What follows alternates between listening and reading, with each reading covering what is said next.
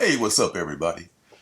I am your host, Lorenzo, and this is my weekly comics haul from my local comic shop. So this was a good week, looks like. I just got back from Danger Room Olympia, downtown Olympia. Talking like Peter Sellers movies with some of the guys down there. It was kind of interesting. And got some good books to go through. So let's get started. Number one, as always, we start with The True Believers. Now, The True Believers, folks, are just all that and even more. I love these things. This is the first appearance of Valkyrie. That's one of the three that came out this week. They just can't make enough of these books as far as I'm concerned. It's $1. It's readable. If you have no kids or have kids, you should buy these things for them and get them started in comics. So True Believers are awesome. And the second one is the first appearance of Black Panther. I think it's Fantastic Four 53, I want to say, but hey, I'm bad with numbers. But I know this is the first appearance of Black Panther. One of my favorite books. I have this book, the actual book, and it's one of my grails. And I'll probably never sell it. Never say never, but it'll be one of the last ones to go if I do sell my book. So yeah, I had to jump on this one as soon as I heard it was coming out. And the first appearance of Beta Ray Bill also rounds out the trio of True Believers for this week. And I missed it last week. I think it was the week before last, probably last week. But I was able to find the facsimile of Avengers 57, which is actually one of the best reprints. My only beef about this one is that it has the barcode. They could have put the barcode on the back, but whatever. They got the 12-cent price on there, so this is a sweet facsimile. I had this book once, and I remember trading it with one of my friends. I traded him this book for the first appearance of Werewolf by Night, Marvel Spotlight #2. It was a pretty even trade at the time. They were probably worth about the same. They're still kind of like, depending on condition, I guess, they're kind of similar value books. And then both, I guess the Vision is probably maybe a bigger character. But now they've relaunched Werewolf by Night. This is that could be a book that should be done in facsimile, or at least in a True Believer pretty soon, hopefully. If you're listening, Marvel, someone out there, please. And on the new books, Kick-Ass versus Hit Girl, #1. I've only read the first one. I've read the first Kick-Ass series, and I read most of the Hit Girl series, but I may have missed the end of the Hit Girl series or any subsequent Kick-Ass series that may have come out since then. So I've heard some things. I don't want to do any spoilers. That's my MO. I do not do spoilers. But I've heard some things about it, so I may have to do a little catching up of older issues before I read this one. But then I might just jump into it. Who knows? Another highly anticipated book, Taskmaster #1. It's one of, I want to say, 5. It's a limited series. Taskmaster's going to be in that Black Widow movie that we may never see. They can't decide they want to release it pay-per-view or at the theaters. There's some brave folks who will go see it in the theaters. I am not among them, but hey, whatever. Taskmaster is going to be making a comeback. And Hellboy is back.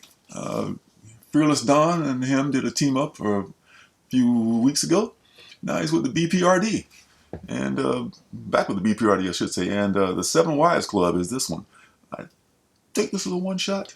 It may be a series. It could be a series. Either way, I'll probably stick around for the whole series. Hellboy is a great character. And Mignola's doing it. Adam Hughes is doing the artwork, I think. So, yeah. So, good stuff all around. And Punchline #1. Punchline #1. I was on the fence about getting this book anyway. They got the variant cover, like $1 more. And, it seems to me like they're trying to do a little money grab with Punchline right now, which is whatever, I may be done with Punchline after this. I mean, she is an interesting character and all that. and she's like Harley Quinn 2.0 or Harley Quinn without a sense of humor. As soon as she's named Punchline, she's not at all funny.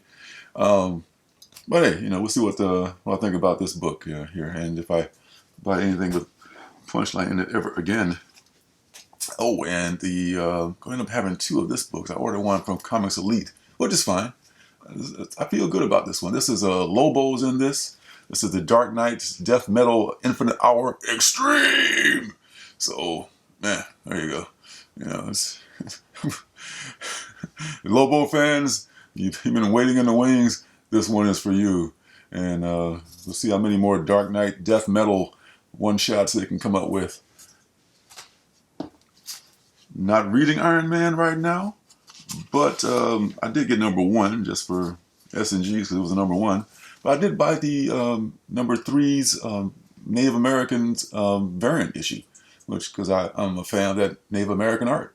I love it. Native American music, Native American art. I'm all over it. So I got this cover, ordered this cover. Wolverine, number 7, X of Swords. I'm not doing X of Swords, but I'm still doing Wolverine, so I just peek in on X of Swords from time to time, which is fine with me. Wolvie's supposed to get thinner and thinner. This first issue like a double issue, but this one's like a regular size. Wolverine. And we only find them when they're dead. I mean, people were complaining about the covers for these books, and they weren't that attractive, so this is the variant issue, number 3. And I'm digging this cover. It's the best cover so far, I think. The story is pretty good. Carving up gods into chunks. Pretty much read the story. So this one by Al Ewing and Simone DeMeo is one of my pull books. Strange Academy number 5. Strange Academy is all there. Scotty Young. Mr. Scotty Young is writing this one, and it's received very good reviews, I should say. Number 1, I've got like 3 or 4 copies of number 1, as many people do, and some other variant issues. Strange Academy is a great book, and it's most likely going to be made into some kind of maybe Disney Plus something or something along those lines. I'll bet you.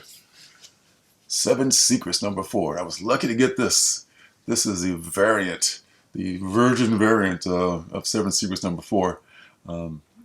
This is the kid's mom. Looks great. This is, man, I'm just loving this cover. This is an awesome book as well. That combination of manga, anime, kind of a look to it, but a very good story. So I'm digging 7 Secrets. Not so much, I guess, as Nancy Drew, part 6. Oh God, I'm so behind on this book, and I'm just kind of I don't know. I may read it if I finish reading it, and it turns out it's like a really good story. I'll just eat my words. But I was kind of disappointed in the first issue when she didn't die. So I don't know. Is that bad? Am I a bad guy? But I just got it for that reason, and I just haven't canceled it yet. So I'm going to read all 7 of them, or 6 of them. This is the last one. This is the final one, which hopefully it is. I'll read the whole series once I catch up with everything else, and I may do a review of it if anyone cares. Finally, Kanto the Hollow Man. Kanto is kind of in the same vein as Wind, which I did a review of this week. It's one of those stories that it's fantastical. There's death and violence in it, but that's not the feature of the story. It's about people and characters that have a heart, and this guy literally does not have a heart, but you know what I mean. So Kanto the Hollow Man. This is probably going to be some animated project as well. I'll bet you. So that's the end of my stack. So I thought I had more, but hey, it's a good week. Didn't have to spend a fortune this time, so that's great. So I'll be back again next week with another haul video of my comics that I bring home and love to read. I love comics so much. It's just ridiculous. So thanks for watching. Hit that like button, hit that subscribe button, and I will see you in my next video. Hey, don't forget to subscribe and leave a thumbs up.